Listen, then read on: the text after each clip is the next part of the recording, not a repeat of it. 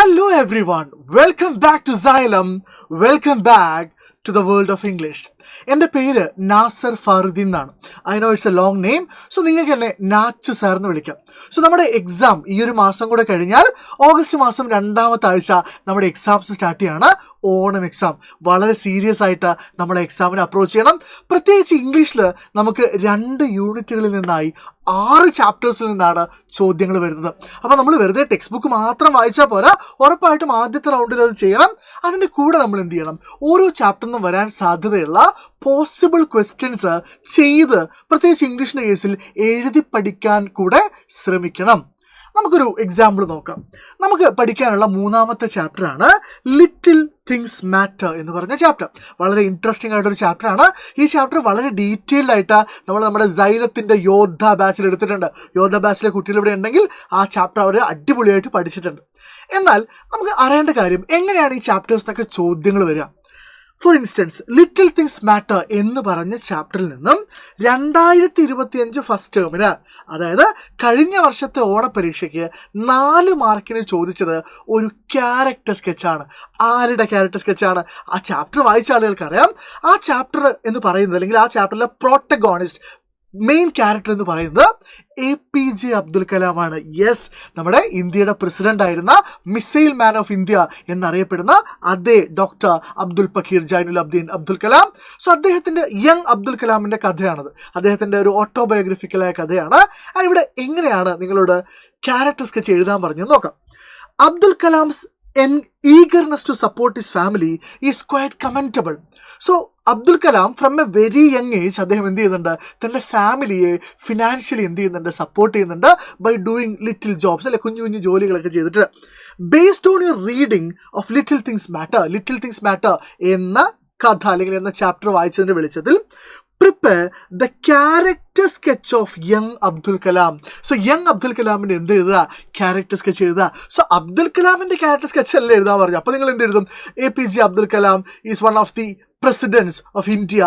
He is known as missile man of India. He wrote numerous books such as, അങ്ങനെയൊന്നും എഴുതാൻ പാടില്ല. ചാപ്റ്ററിനെ base ചെയ്തുകൊണ്ട് എങ്ങനെയാണ് ആ യങ് കലാമിൻ്റെ ക്യാരക്ടർ സ്കെച്ച് എഴുതാം എന്ന് നമുക്ക് നോക്കാം. ശ്രദ്ധിച്ചിരുന്നോളെ. നോക്കൂ, നമ്മളെപ്പോഴും ഒരു ക്യാരക്ടർ സ്കെച്ച് എഴുതുമ്പോൾ ഒരു ടൈറ്റിൽ കൊടുക്കുക എന്നുള്ളത് ഇമ്പോർട്ടൻ്റ് ആണ്. വലിയ ഡെക്കറേഷൻ ഒന്നും ആവശ്യമില്ല.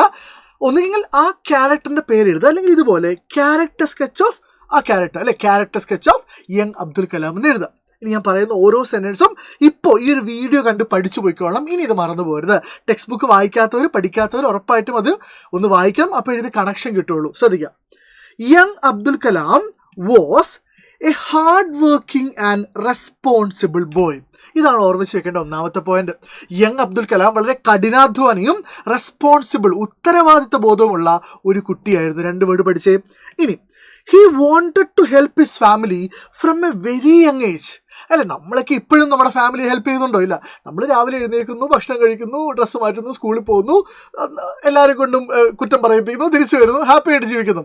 എന്നാൽ അബ്ദുൽ കലാം അങ്ങനെ ആയിരുന്നില്ല. He wanted to help his family. അദ്ദേഹത്തിൻ്റെ ഫാമിലിയെ ഹെൽപ്പ് ചെയ്യണമായിരുന്നു from a very young age, വളരെ കുഞ്ഞു പ്രായം മുതൽ തന്നെ.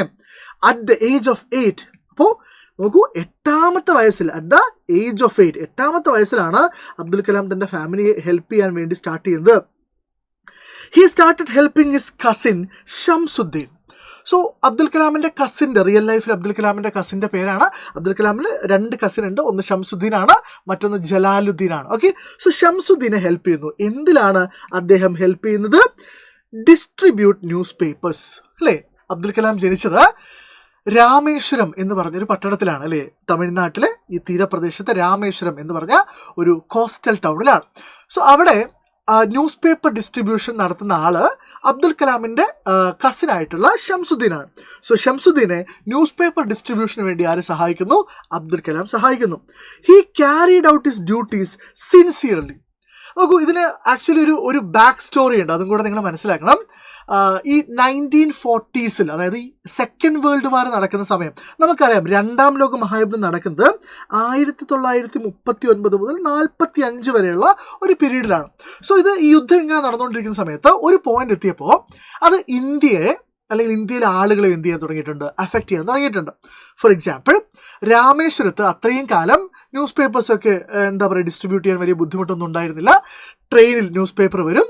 സോ ട്രെയിൻ അവിടെ നിർത്തും, രാമേശ്വരം സ്റ്റേഷനിൽ ട്രെയിൻ നിർത്തും, ന്യൂസ് പേപ്പർ കളക്ട് ചെയ്യുന്നു, ആളുകൾക്ക് ഡിസ്ട്രിബ്യൂട്ട് ചെയ്യുന്നു. അതൊരു റെഗുലർ പാറ്റേണിൽ അങ്ങനെ പോയിക്കൊണ്ടിരിക്കുകയാണ്. പക്ഷെ ഒരു സമയത്ത് ഈ സെക്കൻഡ് വേൾഡ് വാർ കൊടുമ്പിരി കൊള്ളുന്ന പീക്കിലെത്തുന്ന സമയത്ത് രാമേശ്വരത്ത് ട്രെയിൻ സ്റ്റോപ്പ് ചെയ്യുന്നത്, ട്രെയിൻ ഹാൾട്ട് ചെയ്യുന്നത് എന്ത് ചെയ്യുന്നു, നിർത്തുന്നു. അപ്പോൾ എന്ത് സംഭവിച്ചു, ട്രെയിനിൽ നിന്ന് ഓടിക്കൊണ്ടിരിക്കുന്ന ട്രെയിനിൽ നിന്ന്, റണ്ണിങ് ട്രെയിനിൽ നിന്ന് ഈ ബണ്ടിൽ ഓഫ് ന്യൂസ് പേപ്പേഴ്സ് പുറത്തേക്ക് എന്ത് ചെയ്യും, എറിഞ്ഞു കൊടുക്കും. എന്നിട്ട് അബ്ദുൽ കലാം എന്ത് ചെയ്യും, ഈ പ്ലാറ്റ്ഫോമിൽ പോയിട്ട് ഈ താഴേക്ക് വീഴുന്ന, പ്ലാറ്റ്ഫോമിലേക്ക് വീഴുന്ന ഈ ന്യൂസ് പേപ്പർ ബണ്ടിൽസ് കളക്ട് ചെയ്ത് ഡിസ്ട്രിബ്യൂട്ട് ചെയ്യും. മനസ്സിലാവുന്നുണ്ടോ? ഇങ്ങനെയാണ് കഥ പറയുന്നത്. ആ കഥ ഭയങ്കര ഇൻട്രസ്റ്റിംഗ് ആണ്. അതുകൊണ്ടാണ് ഞാൻ പറഞ്ഞത്, അത് പഠിച്ചില്ലെങ്കിൽ നിങ്ങൾക്ക് നിഞ്ച ബാച്ചിലേക്ക് വരാം. അവിടെ അടിപൊളിയായിട്ട് നമ്മളെ ചാപ്റ്റർ പഠിച്ചിട്ടുണ്ട്. നോക്കും. ഇനി he carried out his duties sincerely. അദ്ദേഹം വളരെ സിൻസിയറായി, വളരെ ആത്മാർത്ഥമായിട്ടാണ് ആ കുട്ടി എന്ത് ചെയ്തത്, അദ്ദേഹത്തിൻ്റെ ഡ്യൂട്ടി, ഉത്തരവാദിത്തങ്ങൾ, കടമ ക്യാരിഡ് ഔട്ട്, നടപ്പിലാക്കിയത്. And never complained about the hard work. 8 വയസ്സുള്ളൊരു കുട്ടിയാണ്, 3ാം ക്ലാസ്സിൽ പഠിക്കുന്ന പ്രായമുള്ളൊരു കുട്ടിയാണ്. പക്ഷെ ആ കുട്ടി never complaint about the hard work. ഈ കഠിനാധ്വാനത്തെക്കുറിച്ച് എന്ത് ചെയ്യുന്നില്ല, ഹാർഡ് വർക്കിനെ കുറിച്ച് കംപ്ലൈൻറ്റ് ചെയ്യുന്നില്ല. നമുക്കൊക്കെ ഒരു ഹോംവർക്ക് അധികം തന്നു കഴിഞ്ഞാൽ നമ്മൾ അന്ന് മുഴുവൻ ടീച്ചറെ കുറ്റം പറയും. പക്ഷേ ഈ കുട്ടി അങ്ങനെയൊന്നും ചെയ്തിട്ടുണ്ടായിരുന്നില്ല. Kalam was also a discipline student. നോക്കൂ, 8ാമത്തെ വയസ്സിൽ കലാം ജോലി എടുക്കുന്നുണ്ടെങ്കിലും കലാം എന്താണ്, ഒരു ഡിസിപ്ലിൻഡ് ആയിട്ടുള്ള സ്റ്റുഡൻറ്റ് കൂടെയാണ്, ഒരു ഡിസിപ്ലിൻഡ് ആയിട്ടുള്ള സ്റ്റുഡൻറ്റ് കൂടെയാണ് എന്ന പോയിന്റ് നിങ്ങൾ ഓർമ്മിച്ച് വെക്കുക. നോക്കൂ, who gave equal importance to his studies. അദ്ദേഹത്തിൻ്റെ ജോബ് പോലെ, അവൻ്റെ ജോബ് പോലെ ഈക്വൽ ഇമ്പോർട്ടൻസ് എന്തിനു കൂടെ കൊടുത്തിട്ടുണ്ടായിരുന്നു, സ്റ്റഡീസിന് കൂടെ കൊടുത്തിട്ടുണ്ടായിരുന്നു. അല്ലെങ്കിൽ he didn't compromise on his studies. അദ്ദേഹം ഒരിക്കലും അവൻ്റെ സ്റ്റഡീസിൽ, പഠന കാര്യങ്ങൾ എന്ത് ചെയ്തിട്ടില്ല, കോംപ്രമൈസ് ചെയ്തിട്ടുണ്ടായിരുന്നില്ല.